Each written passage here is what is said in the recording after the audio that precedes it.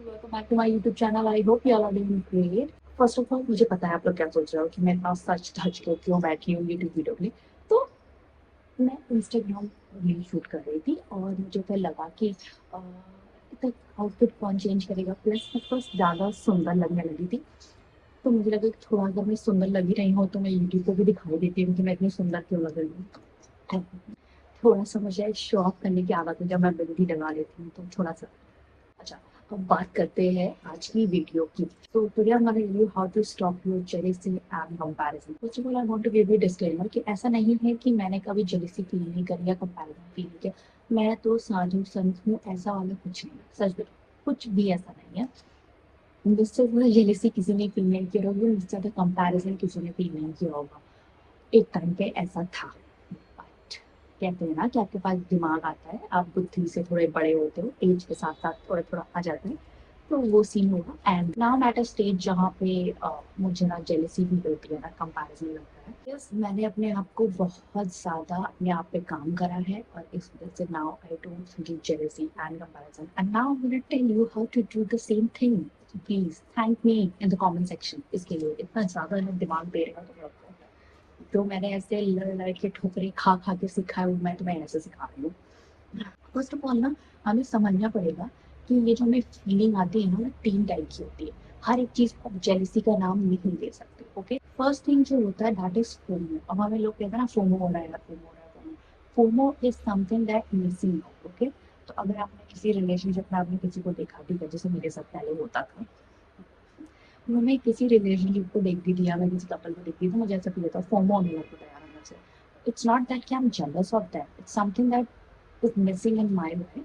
तो ऐसा नहीं कि मुझे वो चाहिए जो उनके पास है या उनका रिलेशनशिप चाहिए, ऐसा कुछ नहीं, मुझे कुछ नहीं। मुझे ऐसा लगता है कि काश मेरे पास भी कोई ऐसा होता ना जिसके पास बैठ के मैं ऐसे बात कर पाती, चाय पी पाते, साथ में घूमने जा सकते, तो ऐसा वाला इसे कहते हैं फोमो। ठीक है, तो आपको किसी से जेलसी नहीं है, समथिंग इज मिसिंग। जो आप किसी को देख रहे हो वो चीज आपकी लाइफ में मिसिंग है, इसलिए तो आपको सिर्फ फोमो हो रहा है। ठीक है, उसे जेलसी नहीं कहेंगे। Next thing is jealousy. Jealousy is something that fear of losing.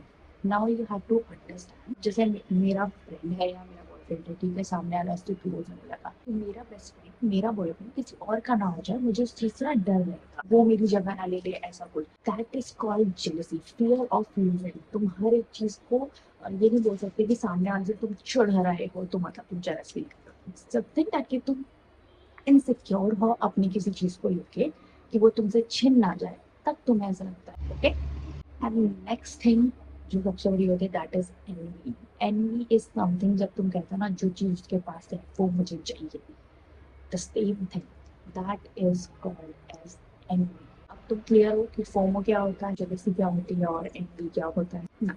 Let's start. First of all हमें समझना पड़ेगा कि हमें ये जो चीजें फील हो रही है, हमें इतना कंपैरिजन फील हो रहा है, इतनी जेलसी हो रही है, इतना फोमो हो रहा है, ये सब हो क्यों रहा है। बिकॉज हमें हमारी एंटायर लाइफ हमारे चाइल्डहुड से मे भी हमारे सिबलिंग से कंपेयर किया गया है, हमारे कजन से कंपेयर किया गया कि वो देखो वो तो पढ़ने में बहुत अच्छी है, तुम क्यों हो रही हो, वो देखो वो कितने मेहनत से रहती है, तुम क्यों इतना स्टबर्न हो। एंड देन बड़े होने के बाद मे भी तुम्हारा बॉयफ्रेंड हो ऐसा, तुम्हें हमेशा दूसरी लड़कियों से कंपेयर करता हो या तुम्हें किसी और के लिए छोड़ के चला गया हो या ऐसी चीजें होती है, तब हम ना अपने कंपैरिजन करना स्टार्ट करते हैं। ऐसा नहीं है कि आप बचपन से ही ऐसे होगी कि आपको जेलसी होती होगी लोगों से, आप कंपेयर करते हो, इसलिए क्योंकि आपके लाइफ में कोई ऐसा इंसिडेंट हुआ है जिसकी वजह से आपको कंपेयर किया गया है, तो आपके अंदर ये फीलिंग आ गई है और उसकी वजह से आप बार बार ये सब कर रहे हैं। You have to understand that something जो हुआ है वो इंसान की प्रॉब्लम है, आपकी प्रॉब्लम नहीं है। जैसे अगर किसी घर की बहू हो और सामने वाला बोला कि अरे फलानी की बहू तो बहुत अच्छा काम करती है, हाँ घर भी संभाल लेती है और भी संभाल लेती है, वो भी ये भी कर लेती है, वो भी कर लेती है, आपको कंपेरिजन दिया जाता है, तब आपके अंदर ये चीज फीलिंग उठ के आती है। तो उसमें आपकी गलती नहीं है। ठीक है, एज अ ह्यूमन आपके अंदर ये फीलिंग आ जाती है क्योंकि आपको बार बार कंपेयर किया जा रहा है। Don't feel sad for yourself, आपको ऐसा फील कराया गया है, आप ऐसे नहीं हो, आप खराब इंसान नहीं हो, बुरे इंसान नहीं हो। ठीक है, तो ना दो चीजें होती है, या तो हम जेलेसी में कंपटीशन करना स्टार्ट कर देते हैं। मैंने बहुत से लोगों को देखा है, बहुत क्लोज लोगों को देखा है, जो जेलेसी में आके ना वो कंपैरिजन करना शुरू कर देते हैं, वो गलत गलत काम करने लगते हैं और उनको ऐसा लगता है कि मैं कैसे भी करके सामने से जीत जाऊँ।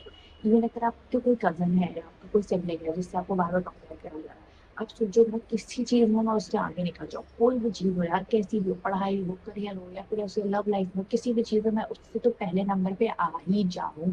आपके अंदर ये कंपटीशन आ ही जाएगा। तो बोल रहा ना, मुझसे कंपेयर कर रहा था, अब मैं उसको बेटर बन के दिखाऊंगा। ठीक है, कि आप लोग उसको जितनी शाबाशियां दे रहे हो वो मुझे दो। चलो ठीक है, एक बार हो सकता है कि आपके अंदर कंपटीशन वाला स्पिरिट ना, देन आप अपने आप को विक्टिम माइंडसेट से देखने लगते हैं। आपको ऐसा लगने लगता है इंसान मुझे कंपेयर करता रहता है, आप धीरे डल होते रहते हैं, आपको लगता है कि आपके साथ कुछ अच्छा हो ही नहीं सकता। Even I am talking about career, right? आपको ऐसा लगता है कि सामने सब लोग सक्सेसफुल होते जा रहे हैं, भाई मैं नहीं हो पा रही क्योंकि मेरी किस्मत में सक्सेस लिखी है। तो बी ऑनेस्ट, मेरे साथ भी ऐसा हुआ था। मुझे ऐसा लगता था कि सबकी किस्मत में अच्छी चीजें लिखी है, मेरी किस्मत में भगवान लिखने भूल गए। सबकी किस्मत में कहीं ना कहीं कुछ तो सक्सेस वाला पॉइंट दिया, मेरी किस्मत में सक्सेस वाला पॉइंट देना ही भूल गए। तो अब मुझे शादी कर लेनी चाहिए और जाके किसी घर में जाके रोटी चूल्हा चक्का करना चाहिए, ऐसा मुझे फील हो गया था सच में। फिर दिमाग आया थोड़ा सा, तो वही मैं कह रही हूँ कि अब अपने आपको विक्टिम कार्ड ऐसे प्ले करने लगता है, आपको लगता है कि सच में आपकी लाइफ में कुछ ऐसे बनना है। देन कम द माइंडसेट, जहाँ पे आपको ये समझना चाहिए कि there abundance of career here and abundance of space for everyone to grow। अगर आप कंटेंट क्रिएटर हो, आप अगर किसी टेक कंपनी में हो या किसी चीज में हो, सबके लिए करियर अपॉर्चुनिटीज है। आप एंटरप्रेन्योर हो तो आपके लिए भी दुनिया बहुत बड़ी है, सबके लिए अपॉर्चुनिटी है। अगर आपको ऐसा लग रहा है कि वो कर ली, मैं नहीं कर पाऊंगा क्योंकि वो कर ली है, ऐसा कुछ नहीं। बिकॉज मैं भी ऐसे पहले सोचती थी कि अरे यार उसने कर लिया ये काम, उसने ये काम कर लिया, अब तो मैं वहां तक पहुंच ही नहीं सकती क्योंकि ऑलरेडी उस जगह पे जहाँ मुझे पहुंचना है वहां पे तो ऑलरेडी एक इंसान खड़ा हो चुका है। तो मैं कैसे पहुंचूंगी वहां पे? आज जो इंसान उस जगह पे खड़ा है, उस जगह पे उससे पहले कोई और खड़ा था, कल तुम भी उस जगह पे खड़े हो सकते हो, और अगर वो वहां खड़ा है तो तुम उसके बगल में भी खड़े हो सकते हो। there is abundance of space for career, for anything। तो आप ये मत सोचो कि सामने वाले को अगर सक्सेस मिल गई है तो आपको नहीं मिलेगी। उसका लाइफ का पूरा जर्नी अलग है, तुम्हारा लाइफ का जर्नी अलग है। मे भी उसकी फैमिली में बहुत प्रिविलेज हो, या फिर उसकी फैमिली बहुत पुअर हो, या फिर तुम्हारा ग्रोथ का जर्नी अलग हो। मे भी उसने बहुत अर्ली स्टेज में स्टार्ट करा हो वर्क करना, तुम थोड़ा लेट स्टार्ट करो, तो सबकी लाइफ का जर्नी अलग है। एंड वन मोर थिंग, हम ये हमेशा कहते हैं ना कि मुझे वो चाहिए जो उस वक्त इंसान के पास है, कभी मत कहना।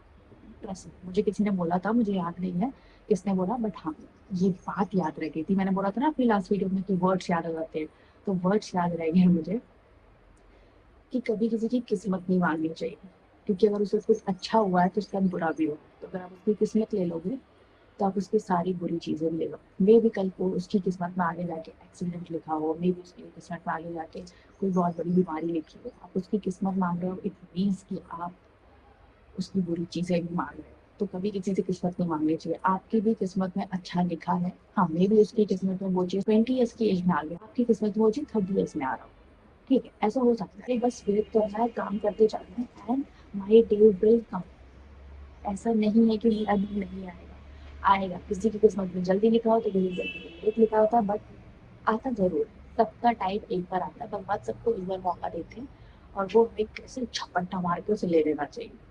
ठीक है, another thing is manifesting. Manifest करो कि हाँ तुम ये चीज बनोगे, जो चीज तुम बनना चाहते हो। मैनिफेस्ट करो कि भाई मेरे पास इतना पैसा होगा। मैं ये नहीं कह रही कि हाँ पैसा नहीं है तब भी उड़ाते जाओ, ये नहीं कह रही, बट मैनिफेस्ट करो एवरी सिंगल डे कि हाँ ये होगा तुम्हारे साथ। अपने आप को इमेजिन करो कि हाँ तुम सेलिब्रिटी बन चुके हो।